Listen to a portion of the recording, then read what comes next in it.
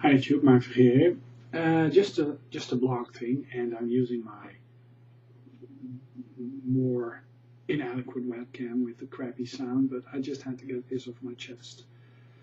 I actually ended up getting Skyrim again for the Xbox 360, and the reason why is actually that I turned on my PlayStation 3, and I think I haven't turned on the PlayStation 3 a lot lately after this PSN fiasco.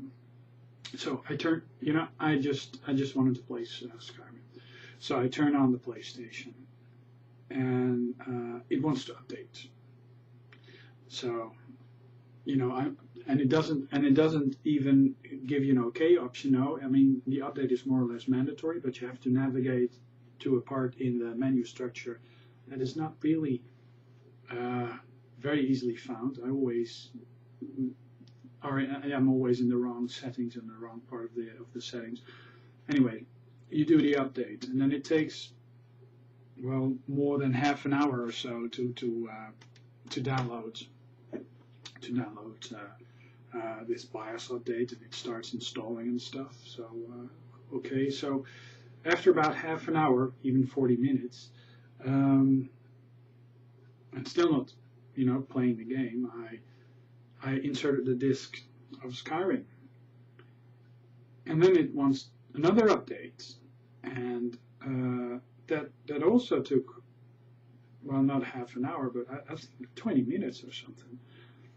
So I'm sitting here like, wanting to play Skyrim on the PlayStation 3, and I'm just waiting for it to update and load. I mean, loading in a Commodore 64 game from one of these,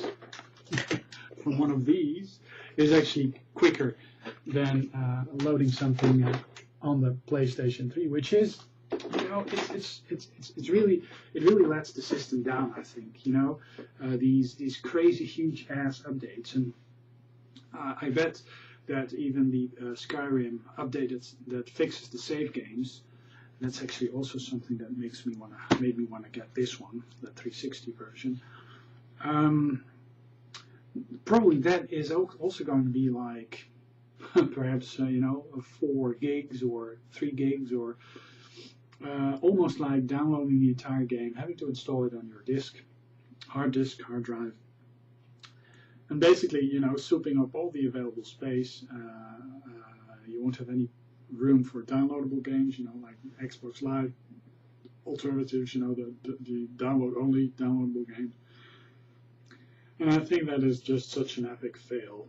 I mean, I love the controllers, I love the machine, I love the interface, but these downloads and these updates, they really drive me insane. It's not something that I enjoy. And every time I turn the damn thing on, I mean, I don't have a huge amount of time to play games, and often I just switch on a retro console or an Atari 8-bit computer like I'm doing right now. You have instant action, and even if you have like half an hour to spare, it's okay.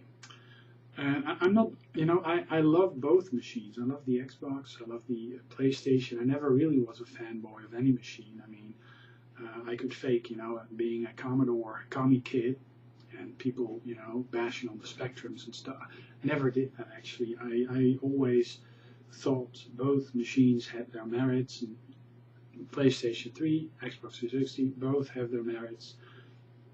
If you want to pay a fee, then you really get a very nice cohesive online experiences with points and that kind of stuff. On the PlayStation, it is less cohesive, less smooth, but still, yeah, two very nice approaches to a similar thing. And yeah, so I'm getting off track here. So this is not a PlayStation bashing per se, but for me, every time I want to play a game on the PlayStation and I insert the disc, then it often wants to do some huge big ass updates. And I wonder what would happen if I choose not to update it. I mean, I'll be stuck with bugged games, which is a shame. And on the 360, the downloads or the patches, they really are patches. You know, it's very small files that just seem to load in, or this system does some sort of auto patching, I guess.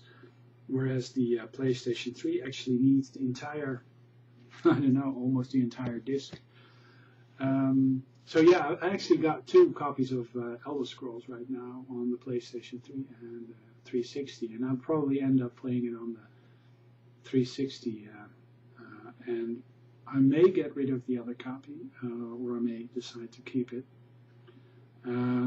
Yeah, it's a good game, and sometimes I have, for some games I actually have both the PlayStation 3 and the 360 copy. Don't ask me why.